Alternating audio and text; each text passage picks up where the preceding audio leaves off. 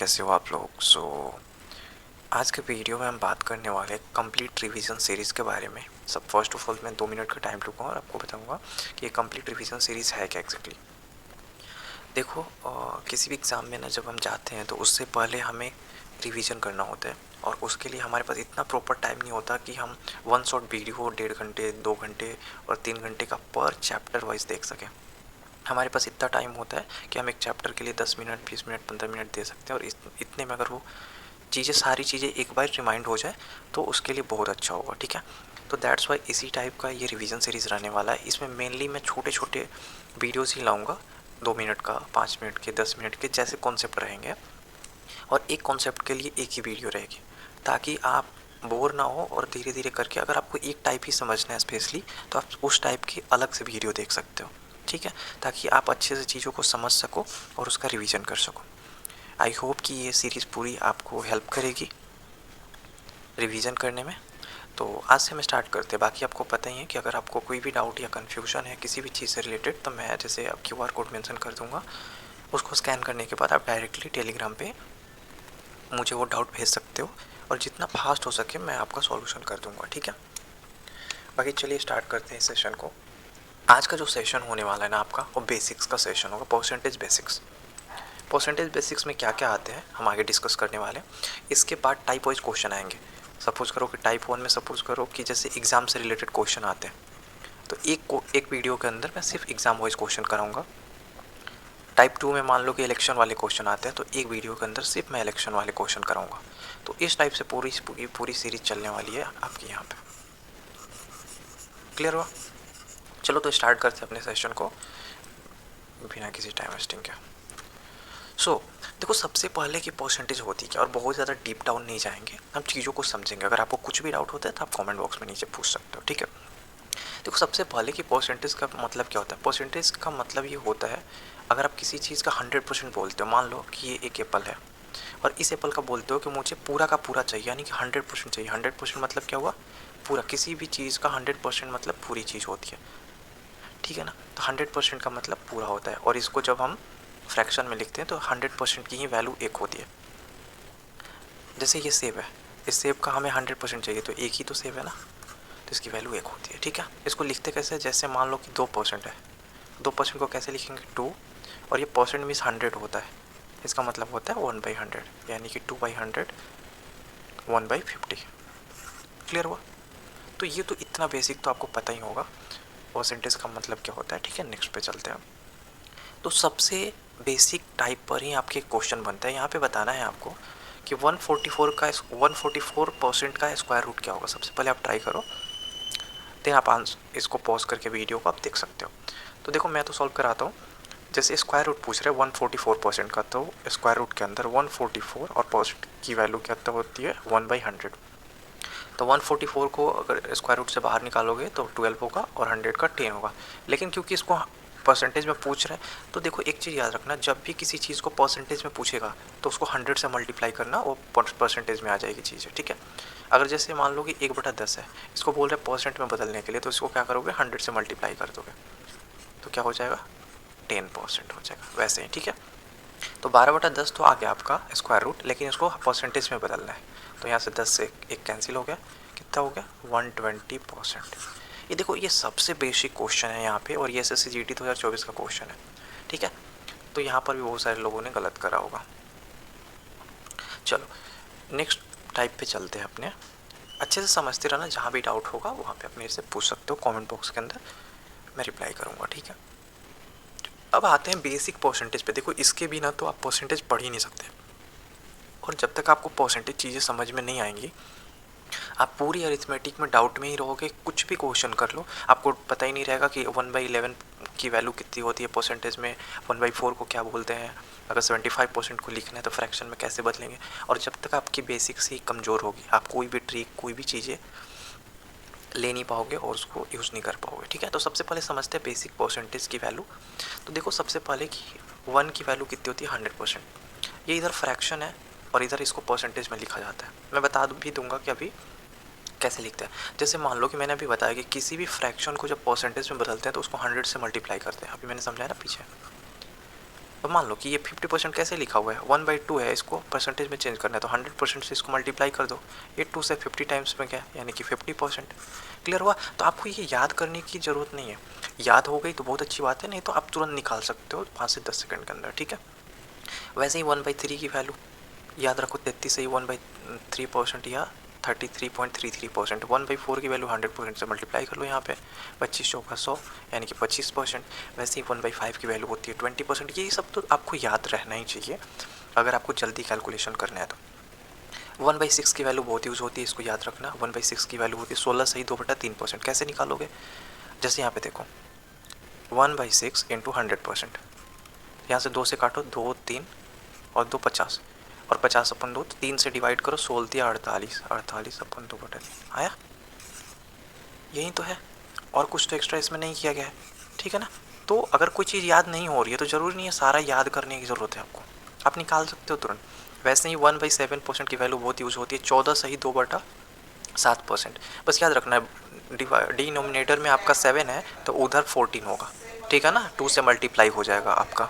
1/8 की जो वैल्यू होती है 12.5% होती है ना, 12.5%। 1/9 की जो वैल्यू होती है 11 सही 1/9% होती है, 1 पॉइंट। देखो यहाँ ना बच्चे बहुत ही कन्फ्यूज रहते हैं, मैं यहाँ समझाता हूँ कहीं पे। हाँ देखो, जैसे 1/9 और ये आपको याद रखना है, ये दो ना बहुत यूज होने वाले हैं आपके, 1/9 और 1/11। देखो ये दूसरा ना अपोजिट होगा, अगर आपको डिनोमिनेटर में बटे में आपको 9 दिखे तो ये आपका 11 का मल्टीपल होता है 1.11%, और अगर आपको बटे में 11 दिखे तो ये 9 का मल्टीप्लाई होता है 9.09%। याद हो गया? सपोज करो मैं आपसे क्वेश्चन पूछता हूँ 22.22% को आप फ्रैक्शन में लिखो, तो सबसे पहले बताओ कि बटे में क्या आएगा। ये देखो यहाँ पे 11 का मल्टीप्लिकेशन है ना, तो जब 11 का मल्टीप्लिकेशन है तो बटे में 9 आएगा, और 11.11% की वैल्यू 1/9 होती है, तो यहाँ से 2 तो मल्टीप्लाई किया गया यानी कि 2/9। क्लियर हुआ? अभी आगे समझ में आएगा आपको, उसको समझाऊंगा मैं, ठीक है। चलो ओके, ठीक है। सेम एज इट इज़ 1/10 की वैल्यू तो आपको याद ही है 10% होती है, ये मैंने आपको याद करा दिया, ये इंपॉर्टेंट है सच में। 1/12 की भी वैल्यू इंपॉर्टेंट है, जो इंपॉर्टेंट है मैं आपको बता देता हूँ, ये उतना इंपॉर्टेंट नहीं है, अब याद रख सकते हो 7 से 9/13 या निकाल सकते हो। ये 1/14 की पोर्शन की वैल्यू याद रख सकते हैं, 1/15 याद रखना। 1/16 इंपॉर्टेंट है, यहाँ से आपसे पूछ सकता है, डायरेक्ट पूछ लेता है कि 18.75% की वैल्यू क्या होगी फ्रैक्शन में। देखो 6.25% की वैल्यू 1/16, तो ये 3 से तो मल्टीप्लीकेशन ही तो है, तो 3/16। क्लियर हुआ? इस तरीके से आपसे क्वेश्चन पूछ लेगा, तो ये इंपॉर्टेंट है। ओके, 1/18 इंपॉर्टेंट नहीं है, ये इंपॉर्टेंट है, याद रखना, ये तो निकाल लोगे आप। 1/24 भी इंपॉर्टेंट है, याद रखना। 1/25 याद रख ही सकते हो। 1/30 होता है 3 से, यही 100% से मल्टीप्लाई कर लो, ये 0 कट गया, 10/3 3 से 1/3%, 1/50, ठीक है। तो यहाँ पे इंपॉर्टेंट जो है ना वो मैं मार्क करता हूँ। ओके,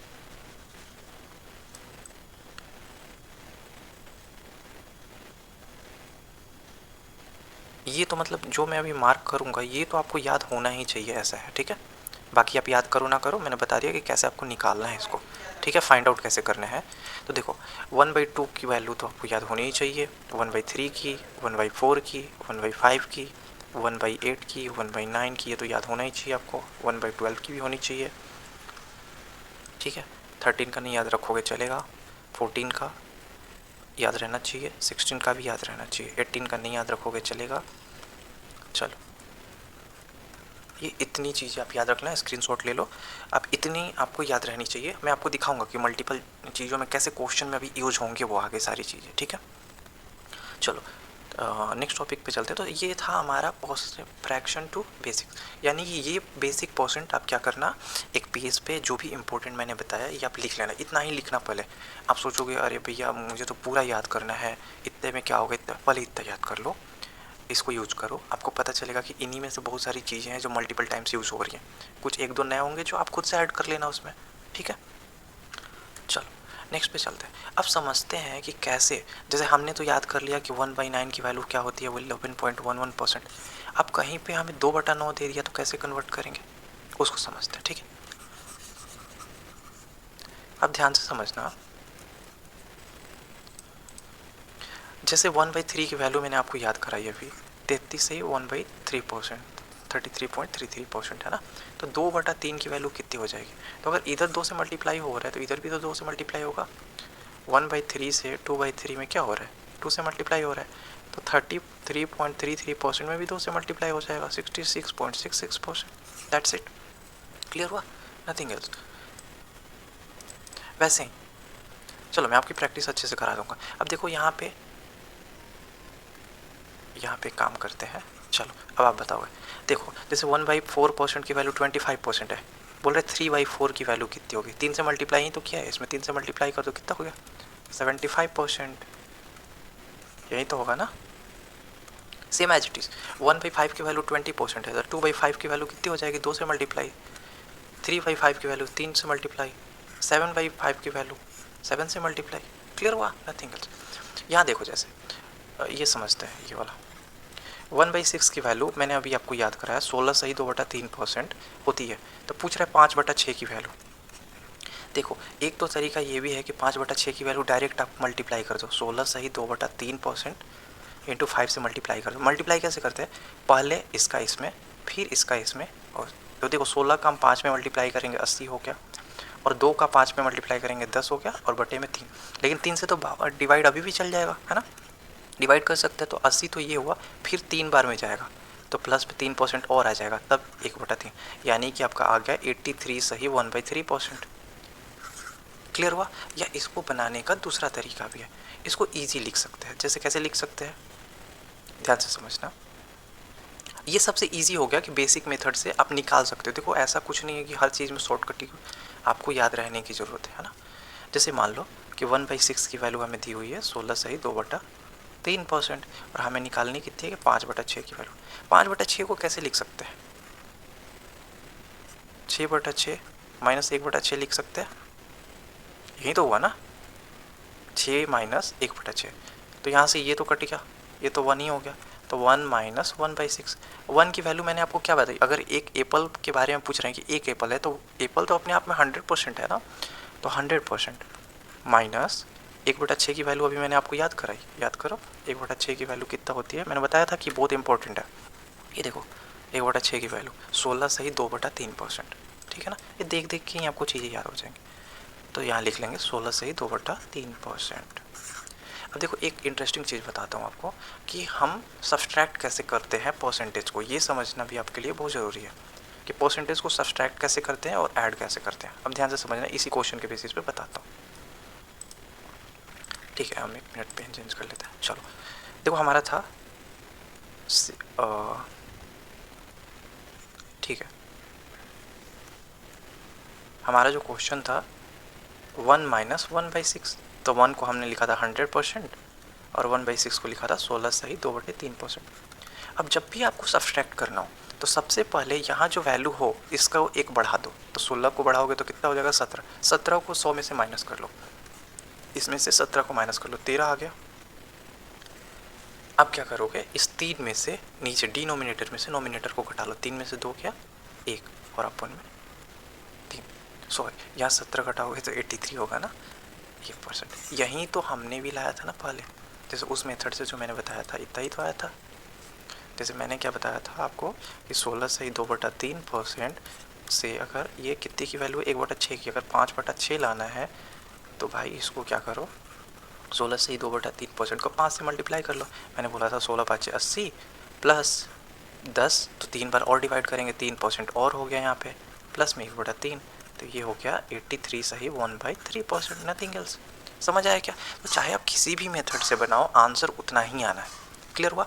तो ये एक इजी मेथड हो गया जहाँ से आप ये बना सकते हो। ठीक है, चलो तो सेम एज इट इज़ ये देखो, ये वैल्यू काफ़ी इंपॉर्टेंट होती है, इसको याद रखना।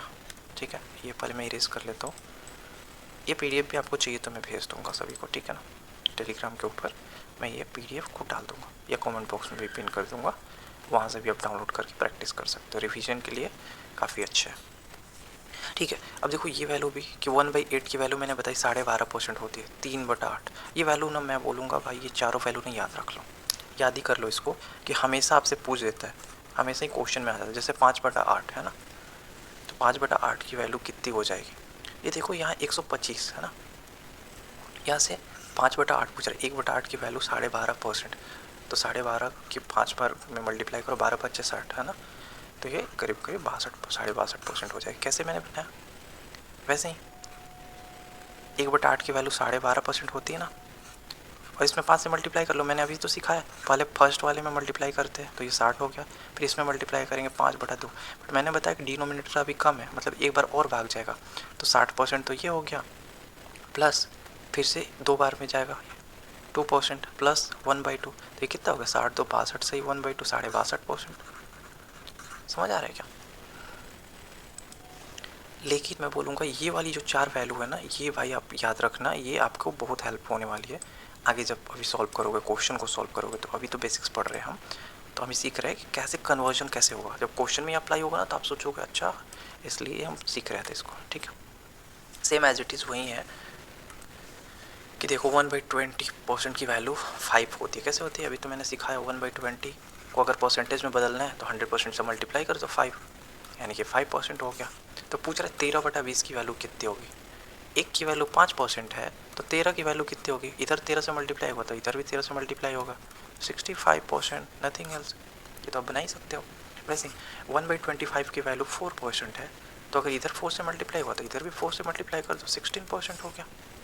या फिर अभी मैंने बताया, याद करने की कुछ ज़रूरत ही नहीं है, 100% से वैल्यू, ये 16% हो गया। क्लियर हुआ क्या? चलो, तो ये हम लोगों ने इस बेसिक्स को समझा। नेक्स्ट पे चलते हैं। तो यहाँ हमारे पास एक सेकंड क्वेश्चन है हमारा, बोल रहा है, इसको पहले ट्राई करो पॉज करके। बोल रहा है कि एक टोकरी में सेब और नाशपाती का जो अनुपात है, जो रेशियो है 5:8 है, तो टोकरी में नाशपाती का प्रतिशत कितना होगा। हमारे पास दो चीज़ है, एप्पल है और पियर्स है। ठीक है, 5:8, 5:8, ठीक है ना। बोल रहे टोकरी में नाशपाती का, पियर्स का, तो जिसका बोलेगा ना उसको ऊपर रखते हैं, जिसका, किसका, पियर्स का, तो 8, पियर्स 8 है ना। नाशपाती का प्रतिशत कितना होगा, और टोटल कितना है, टोकरी में टोटल चीज़ें 5 एप्पल है और 8 पियर्स है, टोटल 13 हो गया इंटू 100%, क्योंकि परसेंट में चेंज करना है हमें। 800 अपन 13%, इसको डिवाइड कर लो, 13 65 13 78, 6 तो होगा ही होगा। 78 अगर हो गया तो 20 बचेगा, तो एक ही बार में जाएगा, और 61% एक ही ऑप्शन में है, सी ऑप्शन में, तो हम आगे चेक ही नहीं करेंगे, नीड ही नहीं है इसकी, है ना। एग्ज़ाम में भी ऐसे ही करना है, जब आंसर आपको दिख गया ऑप्शन में तो फालतू का टाइम वेस्ट नहीं करना। क्लियर हुआ क्या? बना क्या आपसे, बताना कमेंट में कि आपसे बना या नहीं बेसिक समझने के बाद। चलो, अब सिंपल सा आता है कि कभी कभी क्या होता है कि आपको कुछ ना क्रिटिकल फ्रैक्शन दे दिए जाते हैं और जिसको आपको कन्वर्ट करना होता है, क्योंकि क्वेश्चन की डिमांड होती है वो। तो इसके लिए समझ लो कि कैसे कन्वर्ट करते हैं। जैसे यहाँ से समझते हैं, आपको सपोज क्वेश्चन में दिया हुआ है इफ 43/6, इसको आपको कन्वर्ट करना है। तो देखो, इसको तोड़ सकते हैं ना, 6 से पहले डिवाइड करो, 6 से डिवाइड करोगे तो 6 7 42 और अपन 1/6 आ गया, है ना। सिंपल आपको डिवाइड कर लेना है एक बार। अब देखो, एक की वैल्यू 100% है तो 7 की वैल्यू कितनी होगी, 700%, 700%, प्लस और 1/6 की वैल्यू तो अभी आपको याद कराया मैंने, 16.66%, या 16 सही 2/3%, ये फ्रैक्शन में हो गया, ठीक है ना। परसेंटेज वैल्यू यहाँ से कितना हो जाएगा, 716 सही 6%। तो ये हार्ड है क्या, आराम से कर सकते हो इसको, ये सुनो। सेम एज इट इज़ 13/7, इसको डिवाइड करो पहले, एक ही बार में जाएगा। लेकिन अगर आप यहाँ ध्यान से समझना, अगर एक बार में ले जाते हो 7 6/7 ऐसे आएगा ना, 1 + 6/7, और 6/7 को अगेन बना सकते हो, जैसे 1 को तो 100% लिख दोगे, प्लस 6/7, तो सबसे पहले बताओ 1/7 को क्या लिखते हैं। मैंने आपको सिखाया था 14 सही 2/7% होता है, इसको याद कर लो। यहाँ पे मैं आपको शो करता हूँ, ये देखो 1/7% की वैल्यू कितनी होगी, 14 सही 2/7%, है ना। ध्यान से समझना। तो यहाँ से क्या करेंगे, 7 से मल्टीप्लाई करेंगे हम। तो कैसे मल्टीप्लाई करते हैं मैंने अभी आपको सिखाया है, 6 से मल्टीप्लाई करेंगे, 14 × 84 84%, प्लस 12/7। बट एक बार और इसमें जाएगा भाग, है ना, तो 100% प्लस 84% प्लस 1% प्लस 5/7, कितना आ गया, 185% इतना। अब देखो ये कितनी कैलकुलेशन बढ़ गई नहीं है। बट इसको ईजी किया जा सकता था। आंसर ऐसे भी आ जाएगा, अगर आप सब्सट्रैक्शन में कंफर्टेबल नहीं हो तो आप ऐसे ही बनाओ, मैं तो यही रिकमेंड करूँगा। ठीक है, आपको कॉन्फिडेंस आना चाहिए कि आप कैसे जल्दी आपका कैलकुलेशन कैसे हो सकता है, क्योंकि एग्ज़ाम में ना सब्सट्रैक्शन भी बहुत प्रॉब्लम करते हैं, आपको पता ही नहीं चलता 9 में से 2 घटाने पे कितना आएगा। ठीक है, अब देखो सिंपल 13/7 दिया हुआ है, इसको ऐसे भी तो लिख सकते हैं ना हम, 2 माइनस 1/7, यानी कि 14 में से 1 घटाओगे तो 13 ही तो आएगा। और 2 को कितना लिख सकते हैं, 200%। और 1/7 की वैल्यू कितनी होती है, अभी तो मैंने बताया 14 सही 2/7%। और याद करो कि मैंने पीछे बताया कि आपको जब भी सब्सट्रैक्ट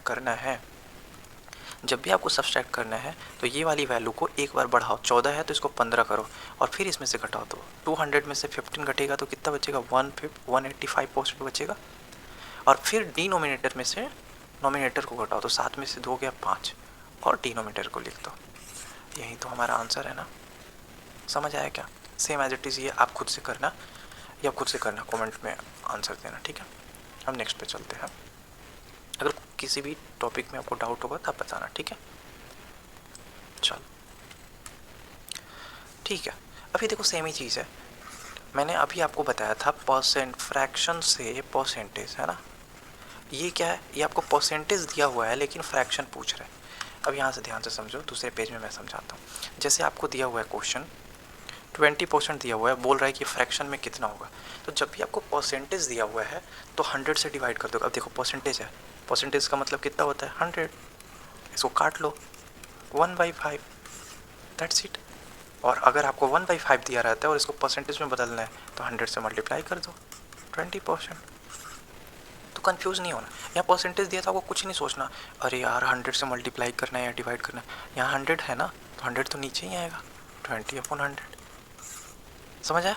चलो अब क्वेश्चन पे चलते हैं, फिर वहीं से सॉल्व करते हैं। अब देखो जैसे 14.28% है ना, तो 14.28% की वैल्यू कितनी होती है, जैसे अभी आपने याद करा 14 से 2/7%, इसी को तो 14.28% लिखते हैं और इसकी वैल्यू कितनी होती है 1/7। तो अगर आप याद किए रहोगे तो आप इजीली बना सकते हो। तो वैसे ही मान लो कि 28 सही आपको आ गया क्वेश्चन, 28 सही 4/7, तो आप देखोगे अरे ये 28 तो ये 7 का मल्टीप्लायर, राइट। ये जो 28 है, सॉरी ये 14 का तो मल्टीपल है, 14 सही 2/7, इसी का तो मल्टीपल है। अगर 2 से मल्टीप्लाई करते हैं तो सब जगह 2 से मल्टीप्लाई हो रहा है, यानी कि अगर ये 1/7 की वैल्यू है तो ये 2/7 की वैल्यू होगी। हाँ जी बिल्कुल सही। वैसे ही आप मुझे बताओ 57 सही 1/7% की वैल्यू कितनी होगी, जल्दी से कौन बताएगा? अब इसको ना देखो, आपको इस तरीके का जब भी क्वेश्चन आता है तो आपको ध्यान देना है कि अच्छा सर मुझे कौन कौन सी वैल्यू मुझे याद है, तो मुझे इसको मैं तोड़ सकता हूँ। जैसे 50% और 7 सही 1/7%, यही मैं दिखाता हूँ आपको जादू। ठीक है, अब क्या आपको समझ में आएगा क्यों तोड़ा मैंने। अब 50% की वैल्यू आपको नहीं पता है क्या, तो सर पता है, नहीं भी पता है तो निकाल लेंगे, अभी तो मैंने सिखा दिया है ना 1/2। और 7 सही 1/7 की वैल्यू होती है 1/14। आप बोलोगे सर मुझे तो याद ही नहीं है, यहाँ देख लो 7 सही 1/7 की वैल्यू जो होती है 1/14, और मैंने बोला था इंपॉर्टेंट है, याद रखो इसको। ठीक है, ओके। अब देखो सेम एज इट इज, अब इसको क्या करो एलसीएम ले लो, 2 और 14 का हो गया 14, ये 7 प्लस 1 8/14, ये काट लो 4/7। अब देख लो आंसर 4/7 ही तो आएगा ना, क्या आएगा 4/7 ही आएगा। क्लियर हुआ? तो दैट्स इट, कुछ भी नहीं करना। आपको जब भी ऐसे कुछ परसेंटेज देते, जैसे ये वाला ऑप्शन लेते हैं 55.55%, इसको लेते हैं हम यहाँ पे,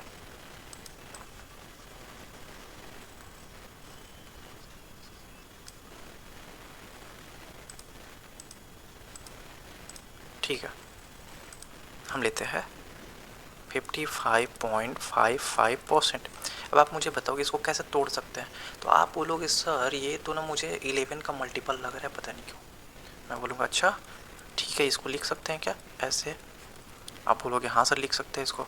और जब भी मैंने बताया था कि जब भी आपको 11 का मल्टीपल दिख जाए, यानी कि बटे में तो 9 होगा, ये तो श्योर हो गए, और ऊपर में अगर 11.1% 1/9, यानी कि इसकी वैल्यू जो होगी 5/9 हो जाएगी। कितना इजी तरीके से आपने निकाल लिया, देख रहे हो, सेम एज इट इज़। तो बाकी जो है ना इस पर वो आपके लिए होमवर्क रहेगा, ये आपको खुद से करना है, आंसर नहीं देखना, ठीक है। ये जो भी इसमें रिमेनिंग हो है ना वो आपको खुद से करना है, मैं सारे नहीं करवाऊँगा, आपकी भी तो प्रैक्टिस करवानी है मुझे, ठीक है। आप खुद से प्रैक्टिस करना, और अगर वो नहीं आएगा, आपको समझ नहीं आएगा कि सर ये नहीं हो रहा है मेरे से, तो फिर आप कमेंट बॉक्स में पूछना, देन मैं आपको रिप्लाई करूँगा, ठीक है। चलो ठीक है, आगे चलते हैं। देखो कुछ और क्रिटिकल, जैसे और थोड़े बड़े हुए, जैसे यहाँ है 116.66%, तो इसको कैसे लिख सकते हैं, कुछ नहीं करना है, वैसे ही तोड़ो इसको, 116.66%। अब मैं आपसे पूछूंगा इसको कैसे तोड़ सकते हैं, तो सबसे बड़ा तो इसमें 100 है, तो 100% की वैल्यू तो हमें पता है। उसके बाद बच गया आपको 16.66%। अब आप देखो कितना ईजी है, इसकी वैल्यू तो अभी मैंने याद करवाई ना भाई, और 100% की वैल्यू नहीं याद है क्या आपको? याद है। और इसकी भी वैल्यू 1/6 हो गई, कितना हो गया 7/6। क्या बहुत हार्ड है क्या? वैसे ही दूसरा करो, 287.5%। इसको पहले सबसे बड़ा वाला लिखो 200% प्लस 87.5%। आप बोलोगे सर 87.5 तो मुझे याद ही नहीं है। याद करो, जब मैंने याद कराया था 1/8 की वैल्यू कितनी होती है? 12.5%। 3/8 की वैल्यू कितनी होती है? 37.5%। 5/8 की वैल्यू कितनी होती है? 62.5%। समझ आया? वैसे ही 7/8 की वैल्यू कितनी होती है? 87.5%। क्लियर हुआ? तो यहाँ से क्या हो जाएगा, इसीलिए मैंने बोला आपको, अभी मैं पेज पे ले जाके दिखा भी सकता हूँ कि ये 4 वैल्यू भाई आप याद रखना। अच्छा, अगर आपको याद नहीं रहे सब कुछ तो क्या करोगे? देखो मैंने आपको बताया था कि 12.5 की वैल्यू जो होती है 1/8 होती है। अब यहाँ से देख लो ये कितने गुना है, 12×5 = 60, 72, 12×7 = 84, करीब करीब 7 टाइम्स लग रहा है ना, 25×7 = 175, तो ये 7 बार लग रहा है 7 टाइम्स, तो यहाँ से 7 हो जाएगा, दैट्स इट, यही तो याद रखना है आपको। तो यहाँ से बस सॉल्व हो गया, हमें आ गया। तो ये 2% का 2 हो गया, और ये 7/8 हो गया, ये 16×7 = 23/8 हो गया। क्लियर हुआ? इधर अलग तरीके से बन गया, कोई दिक्कत नहीं है हमें। क्लियर हुआ? वैसे ही एक बचा हुआ है आपके लिए, तो ये होमवर्क है, ये आप खुद से करना, ठीक है। चलो नेक्स्ट पे चलते हैं। देखो नेक्स्ट कुछ नहीं है, ये बोल रहे हैं ना कि आप x% इंटू वाई लिखो या y% इंटू एक्स लिखो, ये दोनों तो मल्टीप्लिकेशन में ही है, तो चाहे आप किधर से भी मल्टीप्लाई करो मैटर नहीं करता। देखो जैसे यहाँ पे क्वेश्चन दिया हुआ है कि 34% ऑफ 50, तो चाहे आप 34% ऑफ 50 लिखो या 50% ऑफ 34 लिखो, आंसर दोनों का उतना ही आएगा, 34%, ठीक है ना, 34% अपॉन 100 इंटू 50, ये 50, 2, ये 17 आया। इधर से करो, 50% की वैल्यू 1/2 होती है और ये 34 होता है, आंसर कितना है? 17। क्या आंसर में फ़र्क पड़ा? Answer is no. क्यों? क्योंकि ये मल्टीप्लिकेशन में एक्चुअली, ठीक है, तो मल्टीप्लिकेशन में कोई भी चीज़ रहती है तो वो फ़र्क नहीं पड़ता है। इसका यूज़ ना हम मैक्सिमम क्वेश्चन में करेंगे, तो वो मैं आपको बताऊँगा, ठीक है। चलो नेक्स्ट पे चलते हैं।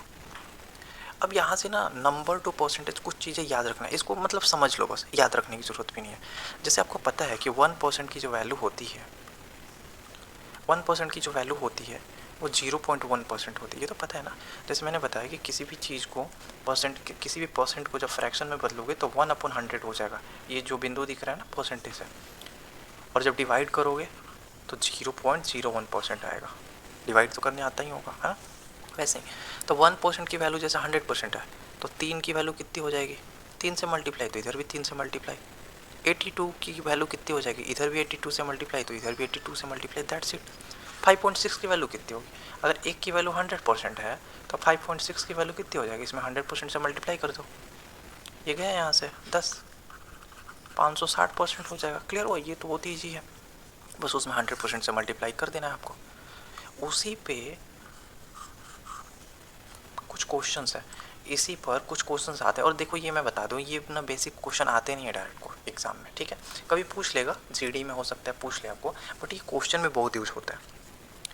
जैसे यहाँ पे क्वेश्चन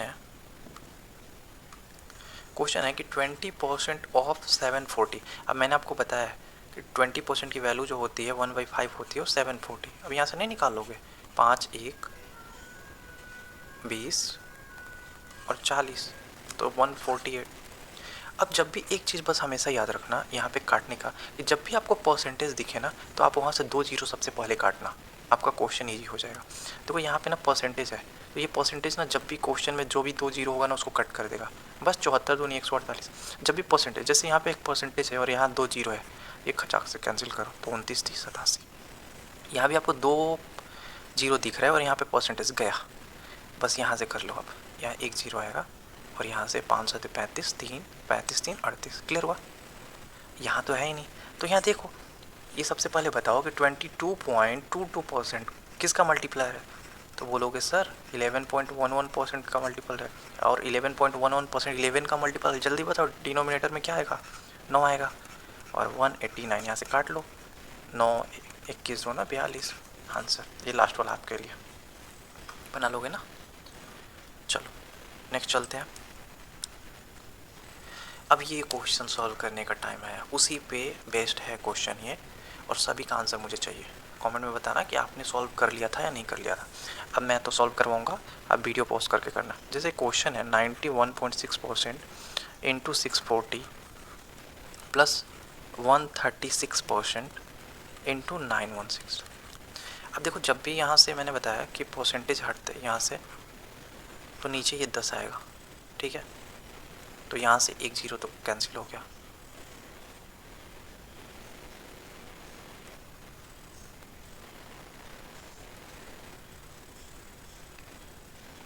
एक चीज़ मैंने आपको सिखाई थी यहाँ पे, ये ध्यान देने वाला, मैं वैसे ही समझाता हूँ आपको।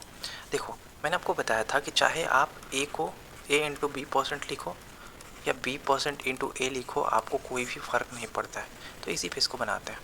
देखो 91.6% है, परसेंटेज चाहे इसमें लगाओ फ़र्क नहीं पड़ता। तो हम यहाँ पे लिखेंगे 91.6 इंटू 640%, ठीक है, प्लस 136% इंटू 916। क्लियर हुआ? यहाँ से हम परसेंटेज हटाएंगे तो एक जीरो, ये जीरो से जीरो कैंसिल हो गया।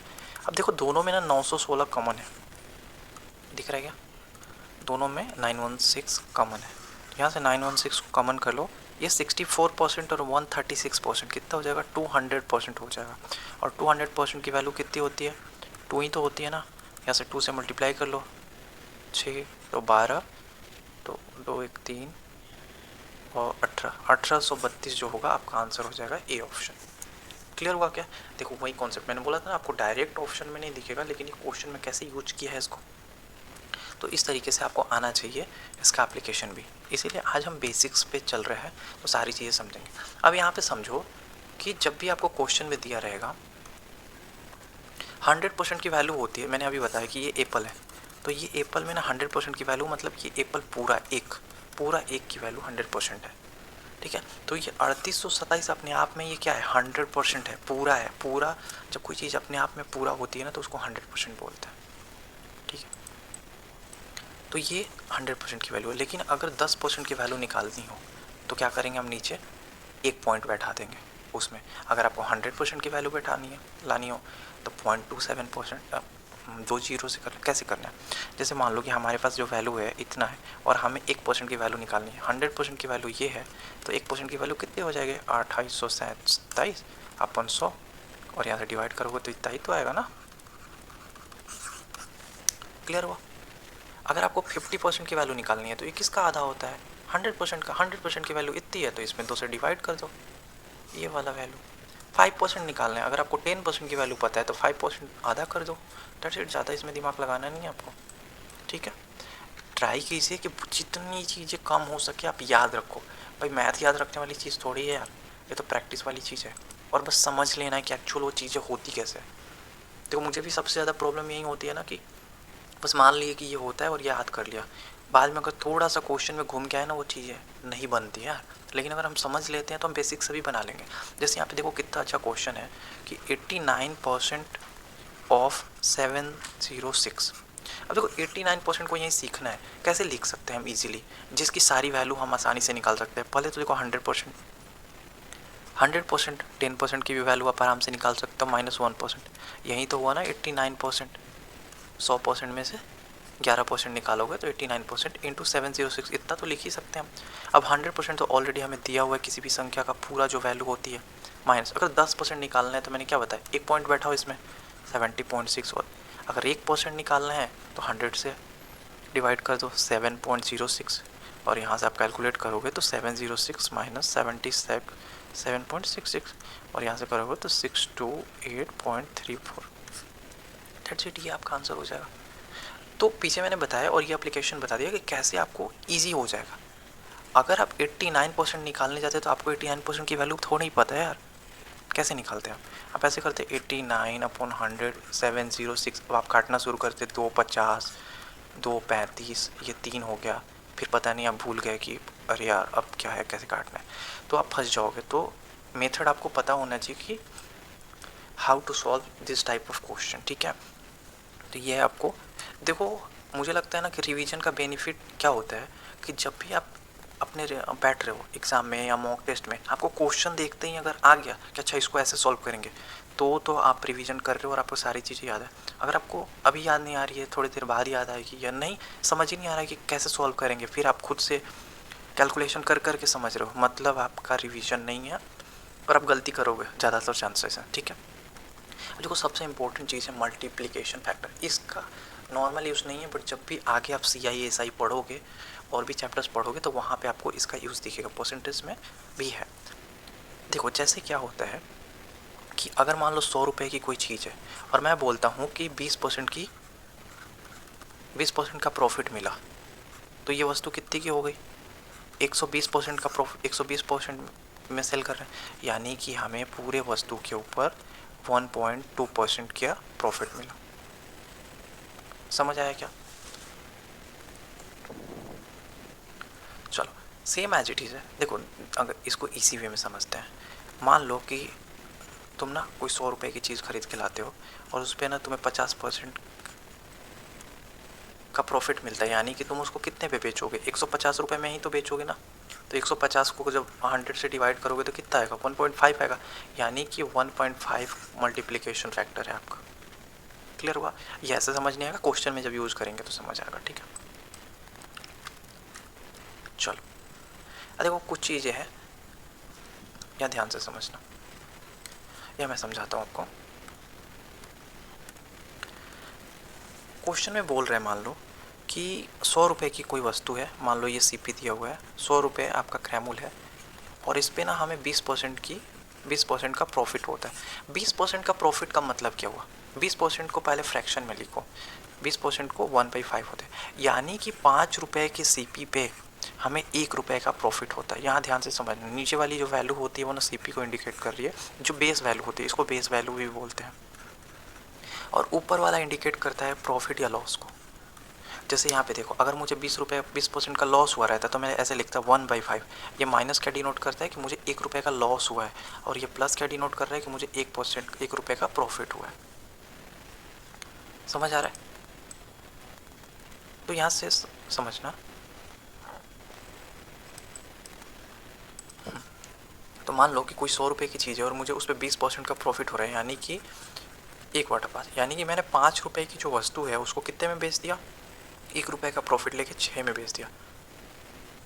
समझ आया? यहाँ पे समझ आ रहा है क्या बोल रहा हूँ मैं, कि 5 रुपये की कोई वस्तु थी जिसको मैंने 5 रुपये में खरीदा था, उस पर 1 रुपये प्रॉफिट कमा के 6 रुपये में बेच दिया। जैसे इस क्वेश्चन से आप समझ जाओगे एक बार में, ठीक है। और कुछ नहीं इस क्वेश्चन, इस मेथड के अंदर कह रहा है क्वेश्चन में, यदि किसी संख्या में 27.27% की वृद्धि की जाती है तो वो इतना हो जाती है, वो संख्या क्या होगी। अब मैंने अभी बताया कि 27.27% की वैल्यू पहले फ्रैक्शन में निकालो। अब आप बोलोगे सर ये तो 9 का मल्टीपल है। अच्छा, तो मैंने सिखाया था जब भी 9 का मल्टीपल हो तो डिनोमिनेटर में 11 आएगा, और जब भी 11 का मल्टीपल हो तो डिनोमिनेटर में 9 आएगा। तो इसको लिख सकते हैं ना, 3 × 9.09%। आप बोलोगे यस सर, और 9.09% को कितना लिखते हैं, यानी कि 3/11। बोल रहा है कि इतने परसेंट की वृद्धि होती है। मैंने अभी बताया कि जब भी आपको वृद्धि होगी तो इस यहाँ पर प्लस लिखना और डिक्रीज़ होगा तो उसको माइनस लिखना है, या लॉस होगा तो माइनस लिखना है। यानी कि कोई भी चीज़ जो है, इस जो संख्या है 11 से बढ़ के कितनी हो जाती है, 3 की वृद्धि होती है तो 14 हो जाती है। और 14 की ही वैल्यू हमें क्वेश्चन में कितना दिया हुआ है, 4984 दिया हुआ है। कितने टाइम से, 14 3 42, 42 और 7 14 84 नहीं जाएगा, 14 5 70, ठीक है, और 14 छक 84, 356 टाइम। तो ये भी पूछ रहा है कि वो संख्या क्या होगी, वो संख्या 11 थी, 356 से मल्टीप्लाई कर दो, 356 इंटू 11।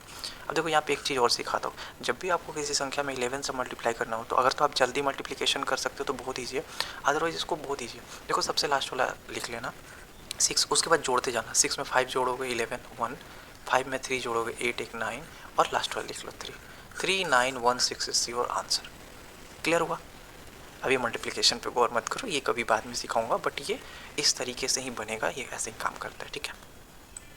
चलो नेक्स्ट चलते हैं, थोड़ा फास्ट करेंगे। अब क्वेश्चन करते हैं कुछ इन सारी चीज़ों पे।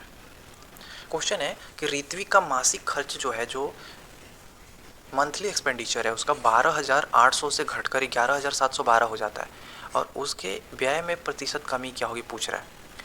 पहले वो खर्चा करता था 12,800 रुपये, और अब वो खर्चा करता है 11,712 रुपये। वो कितना कम खर्चा करता है, तो दोनों को सब्सट्रैक्ट कर लो। 10 में से 2 गया 8, ये 9 में 8, और ये 7 जीरो हो गया 1088।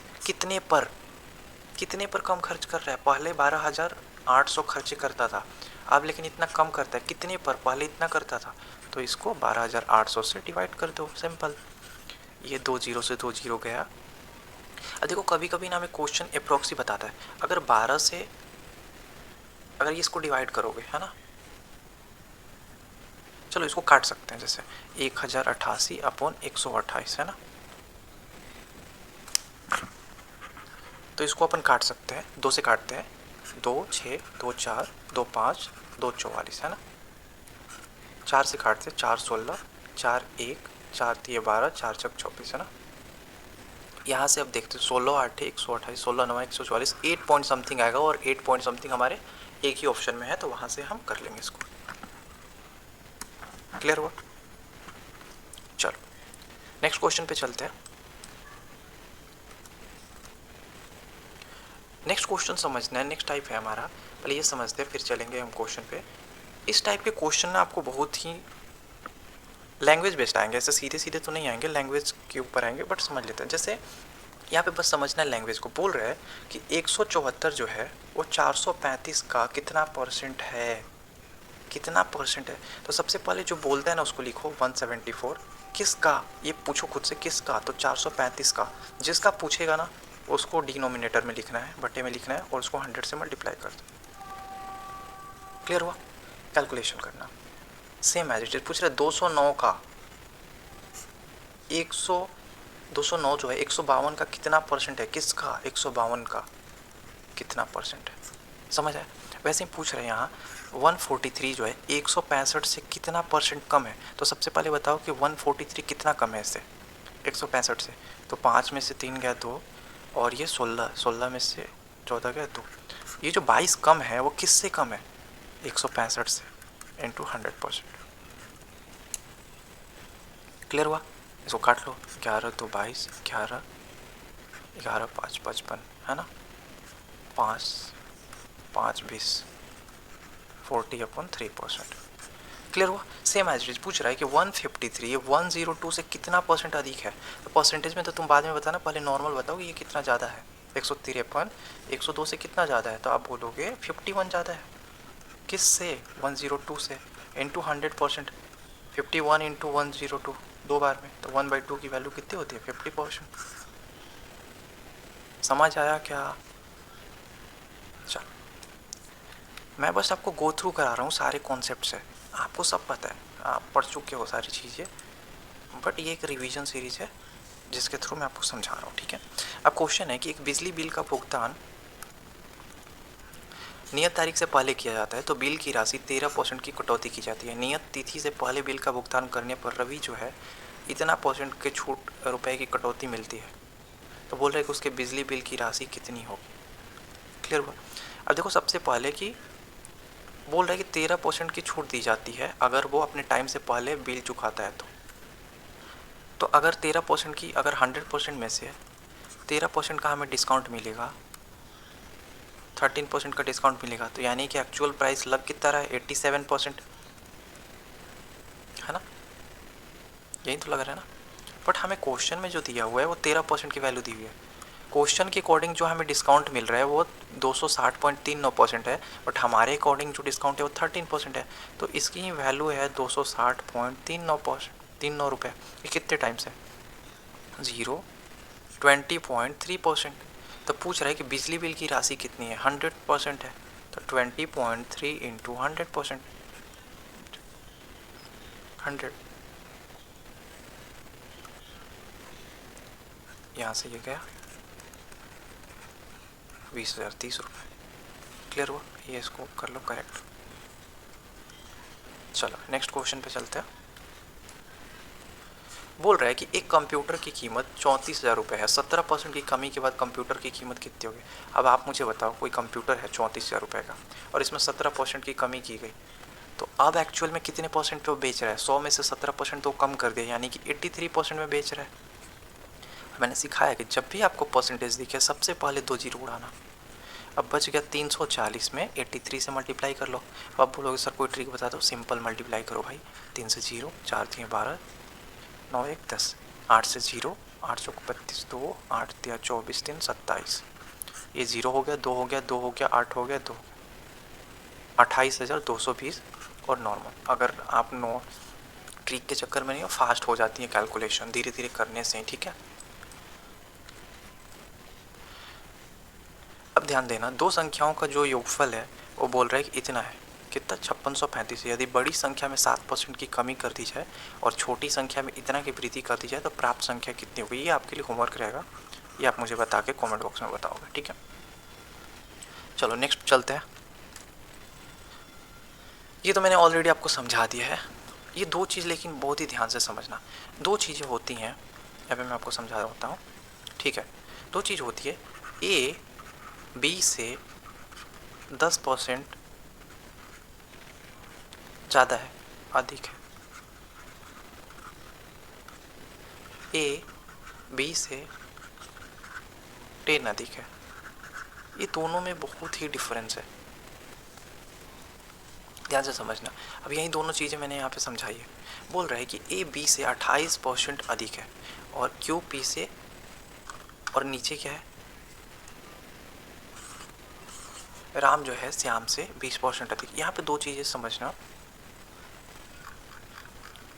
ठीक है। ए बी से 10% अधिक है, यानी कि ए जो है बी से 10% अधिक है, ये होगा। बट अगर ए बी से 10 अधिक है तो a minus B equal to 10 होगा, यही इसकी वैल्यू। और ये आपको क्वेश्चन में हमेशा लैंग्वेज में कंफ्यूज करने का ट्राई करेगा। अगर आपको परसेंटेज दिया है तो यहाँ से आपको रेशियो मिलेगा। जैसे a जो है b से 10% अधिक है, 10% की वैल्यू कितनी होती है 1/10, और a जो है b से यानी कि b 10 है तो ये कितना हो गया 11 हो गया, तो a/b की वैल्यू कितनी हो गई 11/10। तो जब भी आपको क्वेश्चन में दिया हो ना ए बी से इतना % अधिक हो, तो यहाँ से हमेशा याद रखना आपको रेशियो मिलेगा a equal to B into 10% जितना भी दिया। लेकिन अगर आपको परसेंटेज नहीं दिया है, नॉर्मल दे रहा है, तो वो दोनों का डिफरेंस होता है उतना। क्लियर हुआ। तो ये बेसिक की क्लास इतनी ही थी। बाकी आप जो भी बेसिक्स में और भी आपको डाउट रहता है या इससे रिलेटेड कोई भी क्वेश्चन रहता है तो आप मुझे कमेंट बॉक्स में पूछना, मैं ट्राई करूँगा उसको सॉल्व करने का, या नेक्स्ट वीडियो उस डाउट के ऊपर भी ला सकता हूँ, ठीक है। तो नेक्स्ट टाइप में हम समझेंगे जो भी प्रोडक्ट रूल होता है उसको समझेंगे कि a इंटू बी पे जितना भी एक्सपेंडिचर टैक्स और जितने भी क्वेश्चन बनते हैं उसको हम समझने वाले हैं, ठीक है। चल बाकी ऑल द बेस्ट।